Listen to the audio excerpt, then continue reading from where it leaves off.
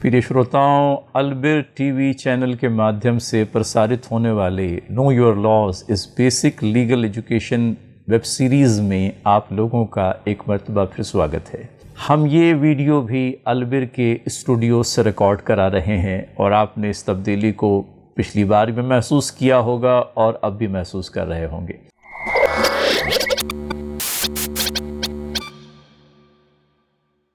श्रोताओं, आपको याद होगा पिछली मरतबा हमने सिविल सूट में अगर कोई पार्टी प्लेंटिफ या डिफेंडेंट का देहांत हो जाता है तो ऐसे में कौन सी प्रक्रिया है, कौन सा प्रोसीजर है जो हमको फॉलो करना होता है, इसके बारे में जानकारी दी थी। अब इसी बात को क्रिमिनल लॉज के कॉन्टेक्स्ट में समझते चलें। मान लीजिए आपने कोई फरियाद लगाई है उस व्यक्ति के अगेंस्ट जिसने आपके साथ कोई धोखाधड़ी का काम किया है, या किसी आदमी ने आपके फेवर में चेक जारी कर दिया और वो चेक जो है बाउंस हो गया। आपने 138 नेगोशिएबल इंस्ट्रूमेंट्स एक्ट के तहत उसके ख़िलाफ़ में फ़ौजदारी मुकदमा दर्ज कराया है। फ़ौजदारी केस कह लीजिए, मुकदमा जनरली हमारे सिविल मैटर्स के लिए इस्तेमाल होता है। तो सवाल कहीं ये पैदा होता है कि what would be the effect of death of complainant और the accused in criminal case. दीवानी प्रक्रिया संहिता के तहत तो हमने ये बात कही थी कि वादी का देहांत हो जाए या प्रतिवादी का देहांत हो जाए, अगर suit is related to immovable property और even movable property, I believe the suit can be continued bye और against the legal representatives of the deceased party. हाँ, सर्विस मैटर्स का मामला अलग है, वर्क्स कॉन्ट्रैक्ट का मामला अलग है। उदाहरण अर्थ कहना हुआ तो कहीं ऐसा भी कि समझ लीजिए किसी आदमी को हमने काम पर रख लिया, या किसी आदमी को हमने इंगेज कर लिया कि वो हमारे पास में कम से कम 7 शोज़ जो है वो रिकॉर्ड कराएगा, और 3 शोज़ रिकॉर्ड करने के बाद में चौथा शो उसने रिकॉर्ड नहीं कराया।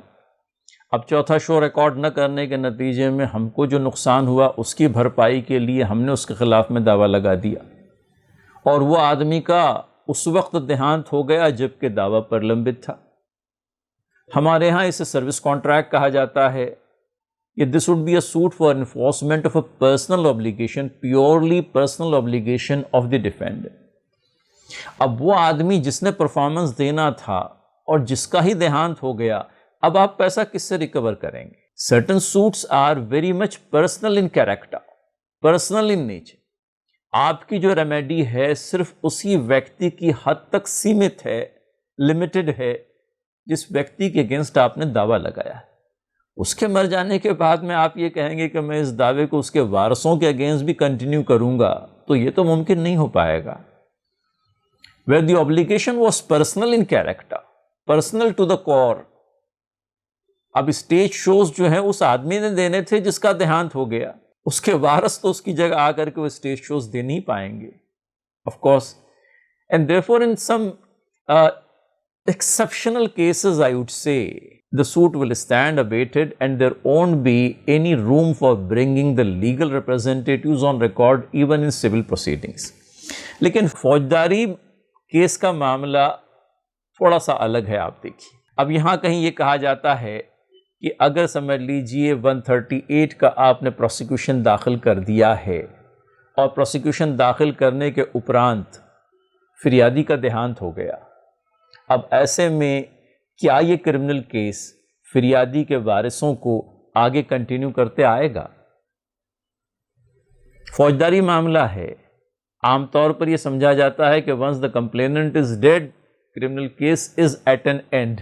लेकिन ऐसा नहीं है। आप देखिए, कम से कम 138 के मैटर्स में तो ऐसा बिल्कुल भी नहीं है।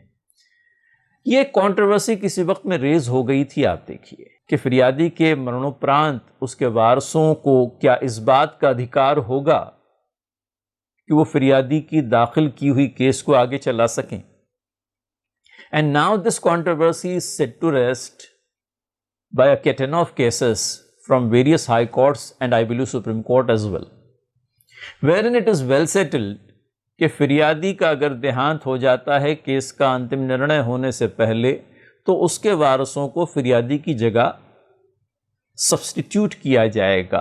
और फिर इन لیگل ریپرزنٹیٹیوز میں سے، فریادی کے وارثوں میں سے کوئی ایک آدمی باقی وارثوں کے کنسنٹ کے ساتھ اس میٹر کو آگے چلائے گا۔ تو 138 والے ہمارے وہ سارے پکشکار جن کے معاملات کورٹ کے اندر میں نیب پر لمبت ہیں، یہ پاسبلی جو وڈ بی لیٹیگنٹس ہیں جن کو اپنے چیک ڈس آنر ہونے کے بعد میں کیسز داخل کرنی ہے، وہ اس بات کو سمجھ لیں کہ فریادی کے دیہانت کے نتیجے میں 138 کا فوجداری کیس ختم نہیں ہو جاتا، یہ کیس آگے کنٹینیو ہوگا اور آپ کو فریادی کی جگہ پر سبسٹیٹیوٹ ہونے کا پراودھان گو کہ CRPC میں نہیں کیا گیا ہے، لیکن because of the various judgments of the High Court, I believe Supreme Court also, you will be very much in a position to get yourself substituted in the place of deceased complainant. فریادی جس کا دیہانت ہو چکا ہے اس کی جگہ پر آپ فریادی پکش کو represent کرنے کے لیے کورٹ میں اپلیکیشن لگا سکتے ہیں۔ تو یہ بات تو سمجھ میں آتی ہے، لیکن اگر سمجھ لیجئے 138 کا پروسیکیوشن پینڈنگ ہے and during pendency of the case if the accused dies، آروپی کا دیہانت ہو گیا، تب کیا آپ کہہ پائیں گے کہ نہیں، آروپی کا دیہانت ہونے کے بعد میں بھی 138 کا کرمنل کیس اپنی جگہ چلتا رہے گا اور مجھے اس بات کا ادھیکار ہوگا کہ میں آروپی کی جگہ آروپی کے وارثوں کو کیس میں شامل کر لوں اور فوجداری کیس ان کے آگے چلاؤں؟ تو جہاں تک میرا گیان ہے، اور آپ میرے گیان کے اندر میں ورودھی کر سکتے ہیں، once the accused is dead in a criminal prosecution, I believe the case will come to an end. دیکھیے فوجداری کیس ہے اور فوجداری کیس کے اندر میں سزا اس آدمی کو دی جاتی ہے جس آدمی نے گناہ کیا ہے۔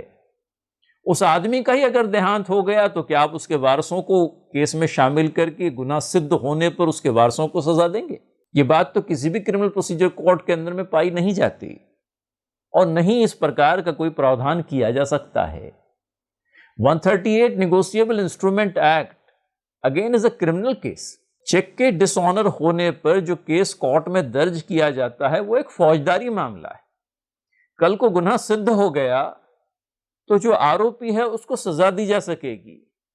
آپ جانتے ہیں the penalty prescribed is double the amount of the dishonored check یا پھر 2 سالوں کا کاراواس۔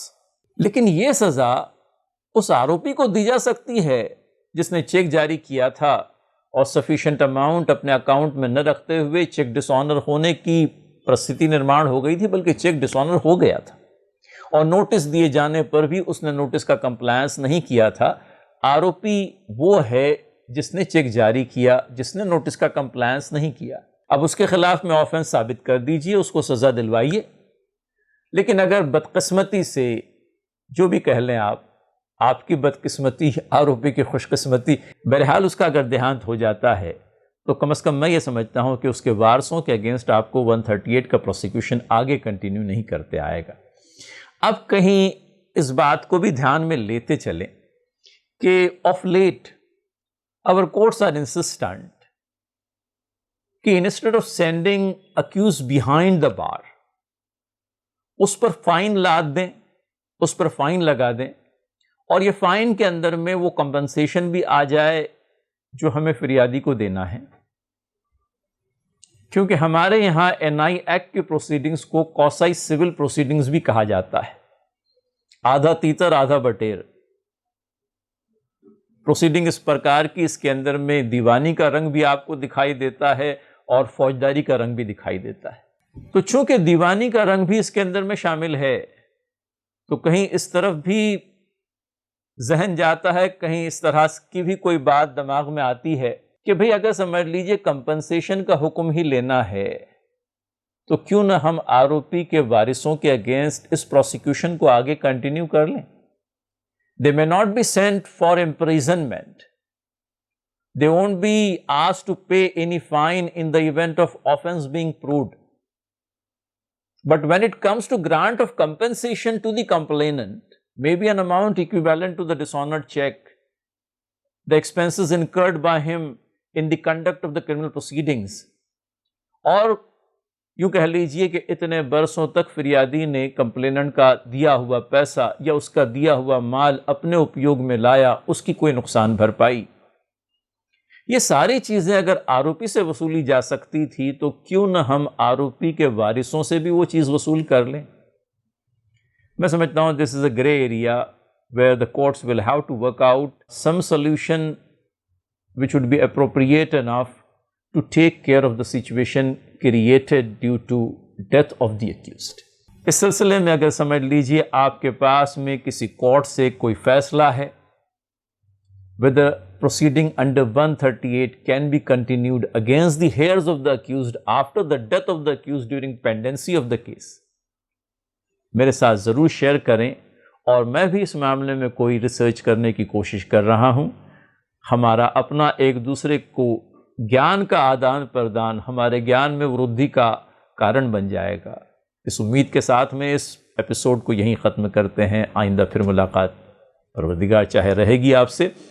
So see you on next Sunday. Thank you very much.